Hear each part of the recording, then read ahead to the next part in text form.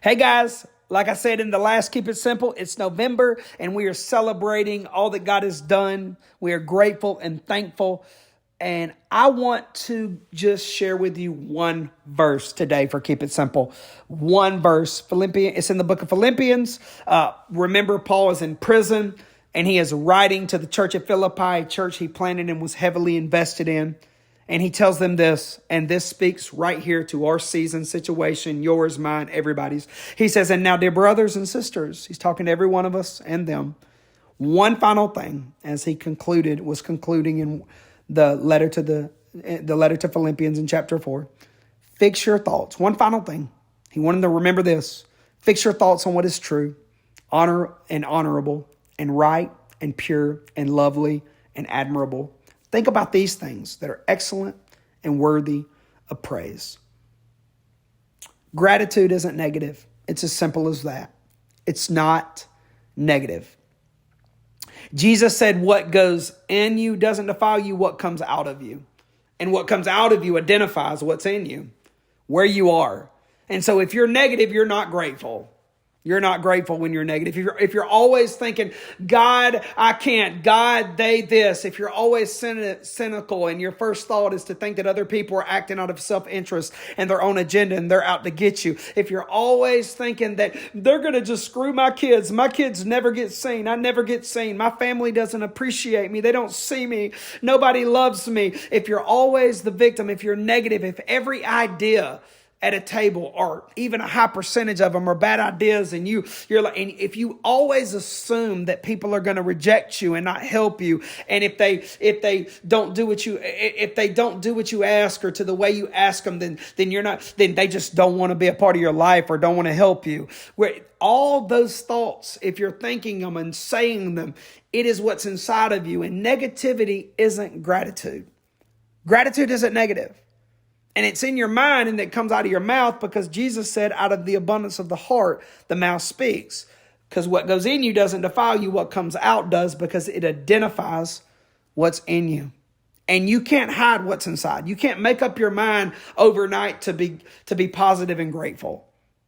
Remember that the 9, I talked last time that the 10 lepers, only one came back and said thank you and gave God glory. That's because the other 9 naturally were focused on the next thing. They were naturally more self-centered and so what? It's the same with negativity. When we're more naturally negative, we're less naturally grateful. And so begin to call out the negativity. You got to begin to recognize the negativity in your life and begin to call it out. Begin to call out when you're making statements like, I'm not smart enough, or they're just going to do this, so I'm not going to ask them, or you just assume the worst in people. When you post social media negativity, or you want to comment on somebody else's and scroll, and when we're constantly wanting to write off the Democrats or the Republican or the church downtown or uptown or our church, their church, or generational differences that get on our nerves, or we want to, whatever it is, begin to call it out. I'm not smart enough because your ex told you were dumb, or your parents told you 20 years ago. No, begin to call yourself out on negativity. Because Paul gave the answer to how we go from negative to grateful.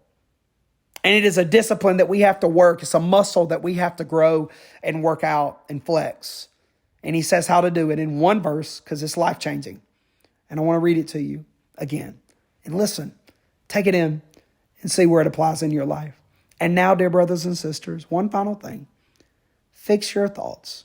Focus on what is true and honorable and right and pure and lovely and admirable. Think about these things. Think about things that are excellent and worthy of praise. Think about what God has done for you. Think about what he says about you, regardless of how you feel or what life is and what other people are saying. No, think about things that are worthy of praise. Think about what you do have. Think about what God has done, because he's going to do it again, because that's who he is. He is faithful always. Call yourself out on the stuff that's negative. Call yourself out when you're Debbie Downing at the dinner table with your family, or in the boardroom when you're just saying, that's a bad idea. That's not going to work. That's not going to work. Begin to call yourself out, because gratitude isn't negative, and God has called us to have the mindset like Paul, where he said, our God always causes us to triumph in Christ Jesus. Always, always. I can do all things through Christ who strengthens me.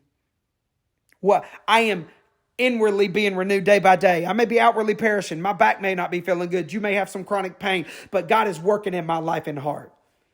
All things work together for good. Begin to change your thoughts and your life will become more positive. Your results and situations will become more positive. You'll become more whole and healthy. And that is a lifestyle of gratitude, because gratitude isn't an attitude. It's a lifestyle. It's the abundant life. And Paul gave a very, very, very powerful one verse on how to begin to change that in your life. And now, dear brothers and sisters, one final thing. Fix your thoughts on what is true and honorable and right and pure and lovely and admirable. Think about these things that are excellent and worthy of praise. Happy Thanksgiving. May Thanksgiving not just be a November thing for you. May it be year round every day, because his mercies are new every day. He loves you. He is for you.